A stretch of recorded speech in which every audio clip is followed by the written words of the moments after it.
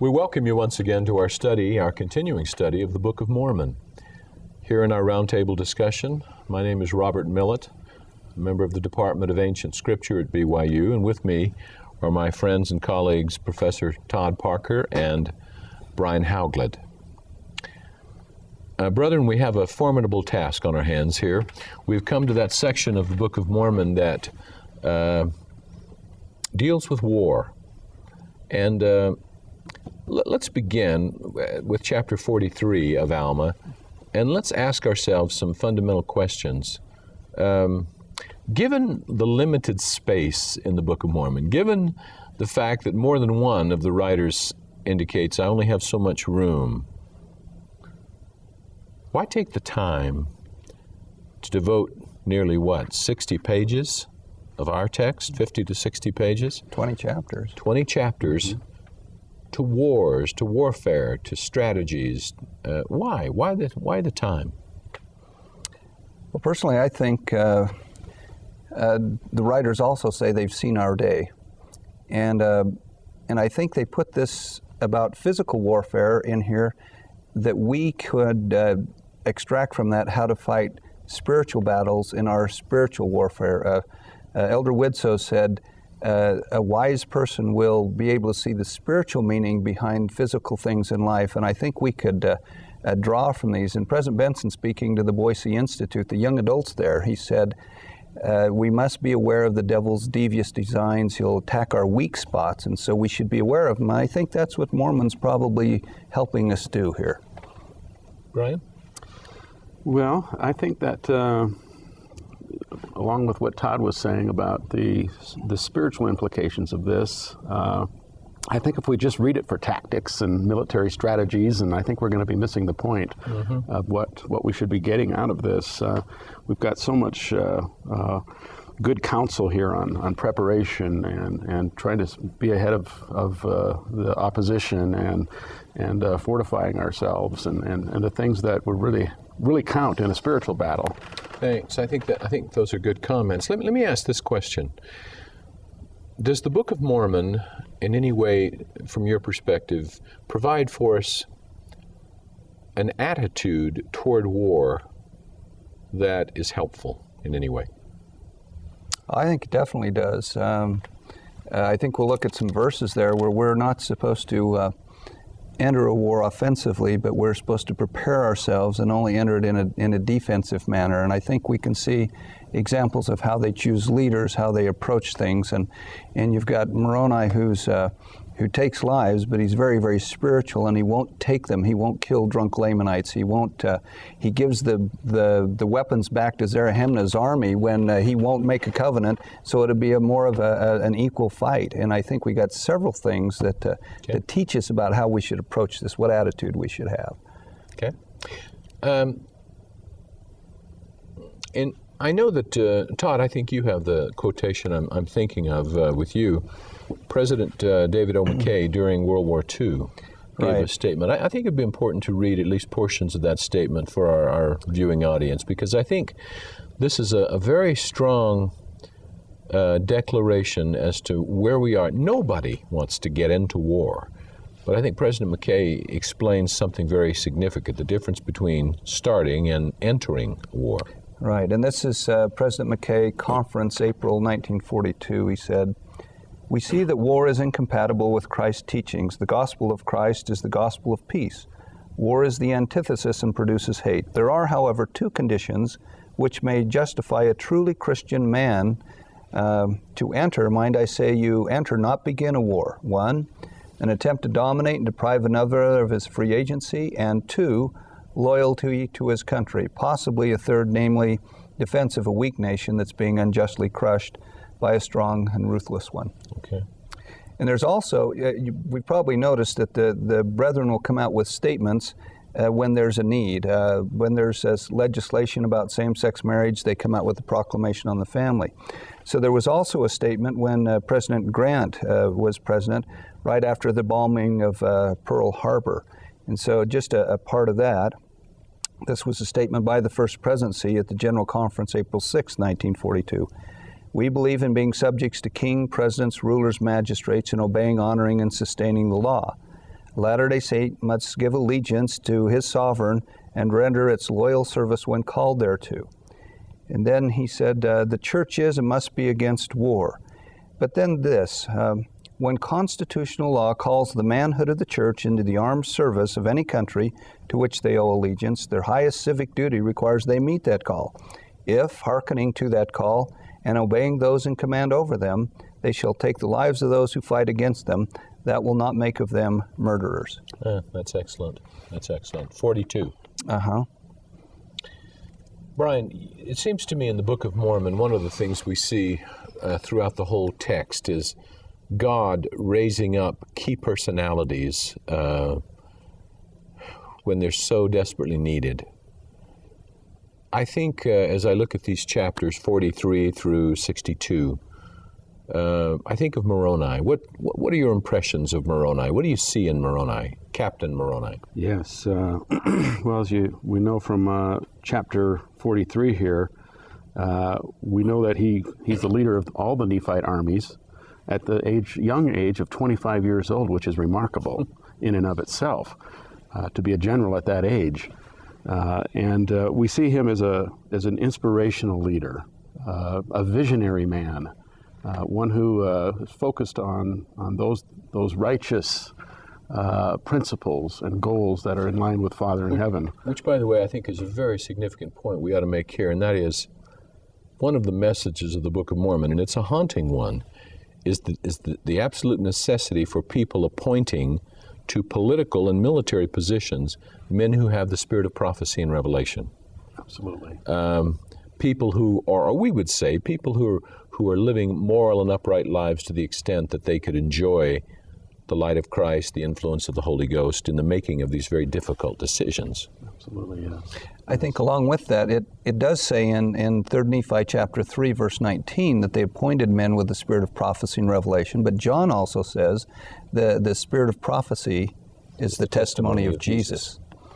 Whereas the Lamanites in Alma chapter 43, they'd use Nephite dissenters who were of a more murderous disposition, and that would help stir up anger and hatred towards the Nephites. Okay. Continue, Brian. Well, maybe just focusing on the visionary aspect of Moroni for a moment here. Moroni was always a step ahead of the Lamanites. When they'd go to battle, the Moroni would equip his soldiers with armor and breastplates, and as opposed to the other side there, the Lamanites, they would be naked and they would suffer greatly because of that. Later on, the Lamanites would come with the armor and the breastplates, and what in Moroni, he's not been just sitting around doing nothing. He's now got fortifications built up, and they come in, and it says in the scriptures they are astonished at what he's done. So he's very visionary, always a step ahead. You're talking about really something similar to what's described in the Pearl of Great Price in regard to Enoch, where he was called a seer because he could see things not visible to the natural eye. Yes, that's exactly right. right. And seers in our day, we're led by 15 seers who always seem to know when things are coming long before they come. Yeah. And there's a statement in Alma 48, verse 17, that describes Moroni. Go ahead. It's kind of reminds me a little bit of Moses. Would that all were prophets. Verse 17 in chapter 48. Yea, verily, verily, I say unto you, if all men had been and were and ever would be like unto Moroni, behold, the very powers of hell would have been shaken forever. Yea, the devil would never have power over the hearts of the children of men. It's not bad. That's not bad. And that's Mormon writing, and he was impressed enough to name his son Moroni. Moroni. You see that, and the tribute there is not just the fact, it's not just a tribute to his military genius. It's a tribute to his morality, his decency, his character, his spirituality. Yeah, and that's all listed in verses 11 through 13 there. Yeah. You know what I think of Moroni, Brian? I think one of the things that impresses me, as you indicate, he's always one step ahead. Look at chapter 43, verse 30. And he also knowing, Moroni, that it was the only desire of the Nephites to preserve their lands and their liberty and their church, therefore he thought it no sin that he should defend them by stratagem. It seems Moroni's effort, using strategic means to accomplish his ends, was always for the purpose of saving lives on both sides. I mean, this is a man who not only wants to save his own people from dying, he's doing everything he can to keep the Lamanites from dying. He's trying to get this war over with the least amount of blood being shed. It's interesting, verse 29, just above that, you see the Lamanite motive. It was their intention to destroy their brethren, to subject them and bring them into bondage, the reverse of Moroni's motive. Mm-hmm. And of course, what we see through this whole thing, I mean, one of the lessons through the Book of Mormon is when those times come that the Nephites allow themselves to be more driven by power and control than by defense and protection, the blessings of the Lord do not rest upon them when they go to war. Anything else you want to say about Moroni, Brian? Well, just on that verse that we read in verse 17, just following that verse, we don't want to forget that there's others that are looked at as being very powerful men, such as in verse 18, that Moroni was a man like unto Ammon, and the son of Mosiah, and the other sons of Mosiah, and also Alma and his sons, for they were all men of God. And then in 19, Helaman and his brethren were no less serviceable unto them than was Moroni. We want to remember that. That's good. It's very important for Mormon to get that in there, that concept that I once heard President Marion G. Romney teach, of how critical it is for each of us to guard and protect our portion of the battle line. And he said, I pray that I may always be found defending my section of the line, the battle line. You know, somebody with that much power, too, that their ego could run wild a little bit. And in 43:23, Moroni doesn't just go on his own. He consults the prophet Alma to inquire of the Lord what he should do. Mm-hmm. So he's not just trying to control this all alone. Let's go look at chapter 43. Let's read starting with verse 9. Todd, read for us 9 and 10, if you will. Now this was the design of the Nephites, was to support their lands and their houses and their wives and their children, that they might preserve them from the hands of their enemies, and also that they might preserve their rights and their privileges, yea, and also their liberty, that they might worship God according to their desires. For they knew that if they should fall into the hands of the Lamanites, that whosoever should worship God in spirit and in truth, the true and the living God, the Lamanites would destroy. Flip over, if you will, to that same chapter, brethren, to what I consider to be supportive, powerfully supportive of what you've just read. Brian, would you read for us verses 45 through 47? Nevertheless, the Nephites were inspired by a better cause, for they were not fighting for monarchy nor power, but they were fighting for their homes and their liberties, their wives and their children and their all, yea, for their rights of worship and their church. Here's where it gets very interesting, and that is this concept the Book of Mormon introduces, not just of our agreement to be involved, but our duty to be involved. Okay? And they were doing that which they felt was the duty which they had owed to their God. For the Lord had said unto them, and also unto their fathers, that inasmuch as ye are not guilty of the first offense, neither the second, ye shall not suffer yourselves to be slain by the hands of your enemies. And again the Lord has said that, ye shall defend your families even unto bloodshed. Therefore, for this cause were the Nephites contending with the Lamanites to defend themselves and their families and their lands, their country and their rights and their religion. See, that's an important concept. Not just that you really ought to take care of your family. That's why I'll let you go to war. But it's your duty to do so. The concept of duty to God was to uphold their land for righteous purposes. Also in verse 46, where he says, "Inasmuch you're not guilty of the first offense, neither the second," the Lord amplifies that in section 98 of the Doctrine and Covenants, where he says, if people of any nation, tongue, or people should proclaim war against them, they should first lift a standard of peace unto that people, nation, or tongue. And you, in other words, you lift the standard of liberty, and you try not to enter the war, but if you have to, then the Lord will be on your side. And he says that several times throughout these chapters. Excellent. Todd, we've talked a little bit about how the Nephites chose their leaders. Comment a little more about how the Lamanites chose theirs. Well, over in Alma 43, verses about 6 through 8, this is the section where Zarahemnah is the Lamanite leader and Moroni is the Nephite leader. Verse 6 says, "Now as the Amalekites were of a more wicked and murderous disposition than the Lamanites were in and of themselves, therefore Zarahemnah appointed chief captains over the Lamanites, and they were all Amalekites or Zoramites, and he did this that he might preserve their hatred towards the Nephites, to bring them into subjection. For behold, his designs were to stir up the Lamanites to anger against the Nephites." So he had Nephite dissenters as the leaders to preserve the hatred. And it's still true. If you want to get the worst antagonists against the church are not people of other religions, but people who have dissented from the church, and they're the ones that are the most violently opposed to what we're doing, and that's how they chose their leaders. And then the Nephites chose somebody with the spirit of prophecy and revelation or the testimony of Jesus. Interesting contrast. It really is. It really is. Talk to us a little bit, Todd, if you will, about what do you see by way of symbolism in terms of Moroni's use of armor, the armor of his soldiers? He obviously, as Brian has pointed out, equips his soldiers. He prepares them for battle. Say more about that.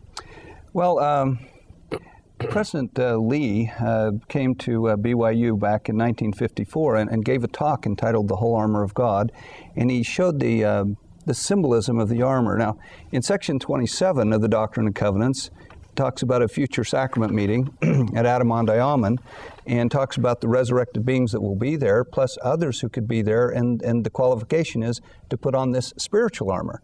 So President Lee said this in interpreting what that armor was. He said, "We have 4 parts of the body that are the most vulnerable to the powers of darkness.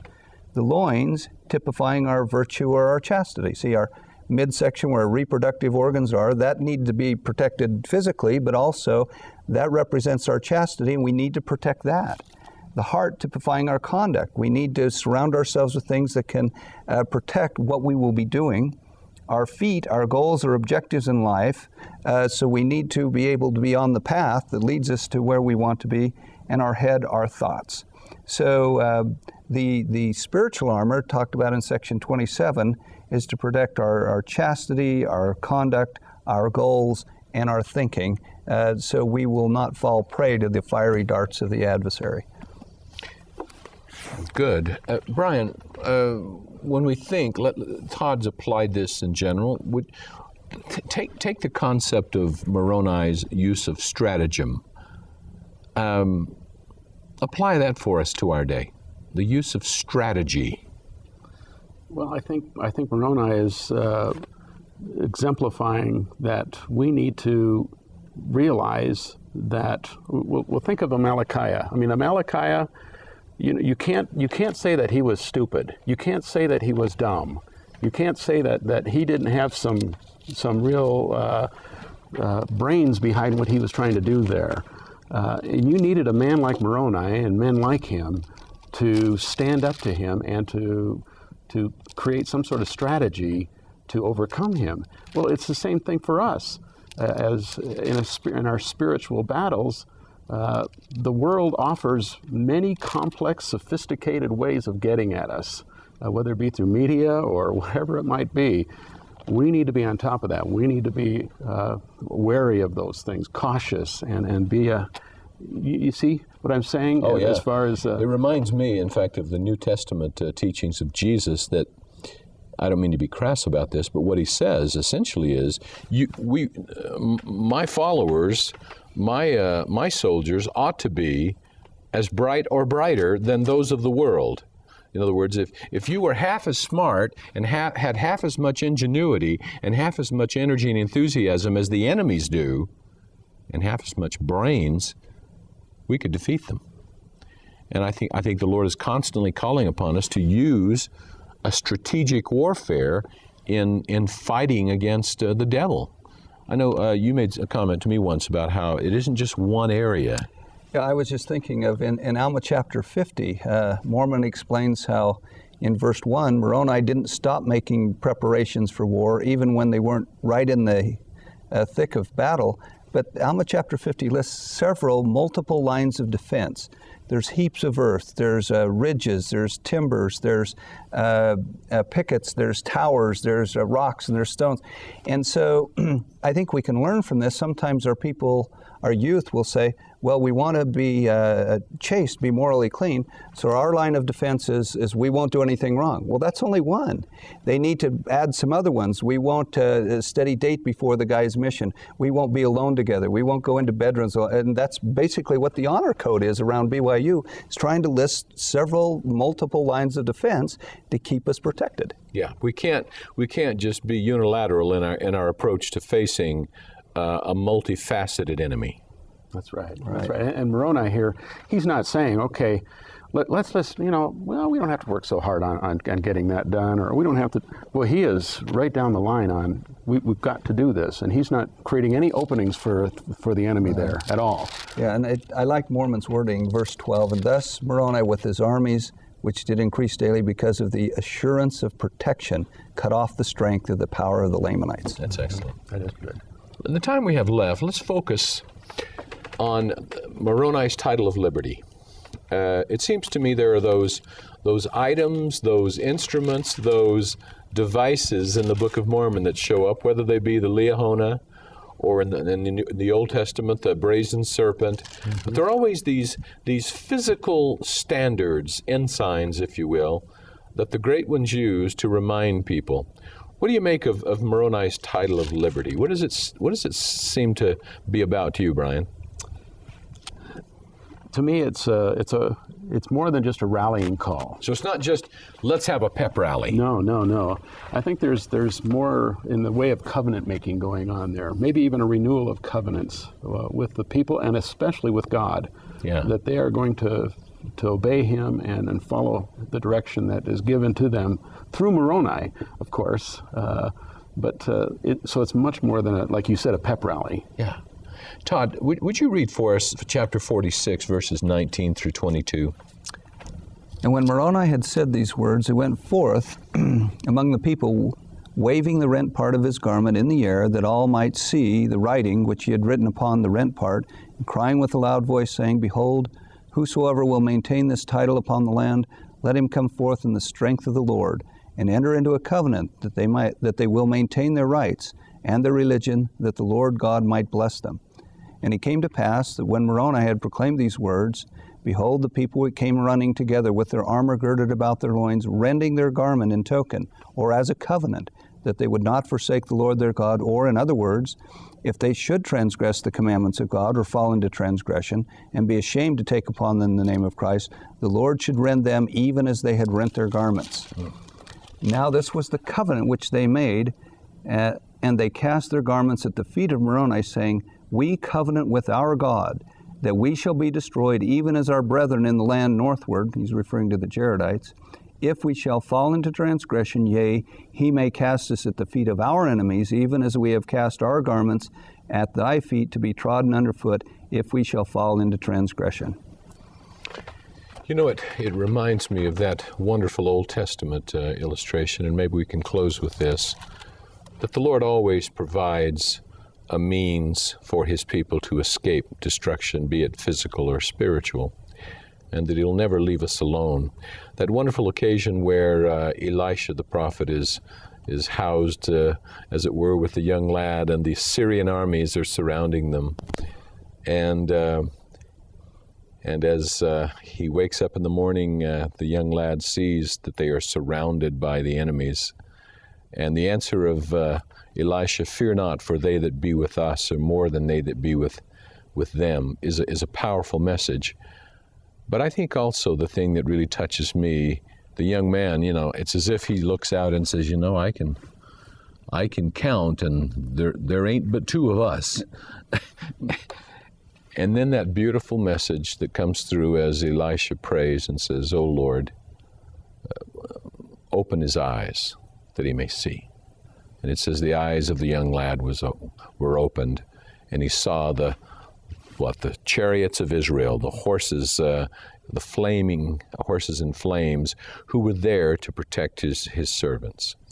I think that's a phenomenal message to us that comes from the Book of Mormon, that we are never alone when we're on the Lord's errand, and when He's with us, we're never in the minority. And in Alma 50:23, it says, "Behold, there never was a happier time, even though it was right in the middle of this time of war." That's a good place to end.